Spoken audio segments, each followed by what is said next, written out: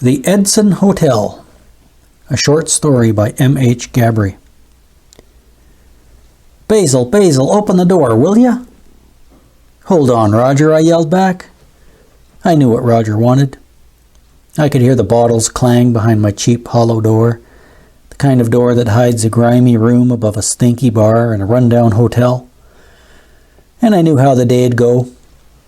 We'd sit and drink his beer, then I'd cash my check and we'd drink mine. Old Roger was here to drink with his old buddy Basil. 1,000 times I'd gone over the facts that sunk me into this rotten routine of drowning my past in a sea of Black Label.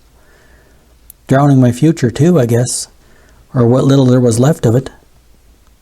Why is it that old guys always end up drinking beer called Black Label? Ah, well, who cares? The better question is, how did the kind of life that I most wanted to avoid happen to me anyway? Here I was, in my late 50s, without a wife, never had kids, living on top of a shady hotel in a room people stay in whose lives just completely bottomed out. I even had the cigarette-burned swivel rocker, the flat stained rug, the plugged sink, the neon sign outside the window, all testifying to let me know for sure that Basil Chambers never made it. Basil Chambers is a loser. Basil Chambers just didn't crank out a decent life for himself. And so here I was, in the seedy hotel that you see in movies and behind train tracks. The Edson Hotel, the neon sign said. So that's where I ended up. Could have been the Cecil Hotel or the Arlington. They're all the same. Every town's got a hotel like this for failures. I should be thankful they build them at all. Who else would put up with the Rogers and the Basils? But man, it shouldn't have ended up like this. Maybe for Roger, but not for me. I used to study theology. Was going to be a preacher.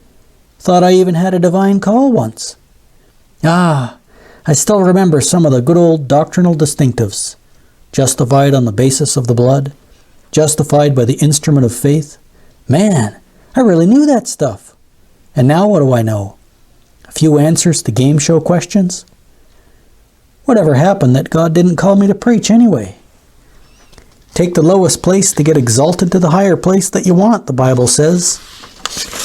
Yeah, Basil, you're in a low place now, and you'll go even lower if you die drunk in the Edson Hotel. Come on, Basil, open up. I got 2 beers drank already. I know you're in there. Get in here then, I said, as I walked across my tiny room and reached for the doorknob. Poor old Roger never got enough real knowledge to realize what a divine call even meant, I thought. "Did I ever tell you about the time, Basil?" he said, flopping down on the chair beside my rocker. "The time I was a Presbyterian preacher for 4 years down Kentucky way?" "No," I muttered, as I twisted the cap off my beer. "No, you never told me about that."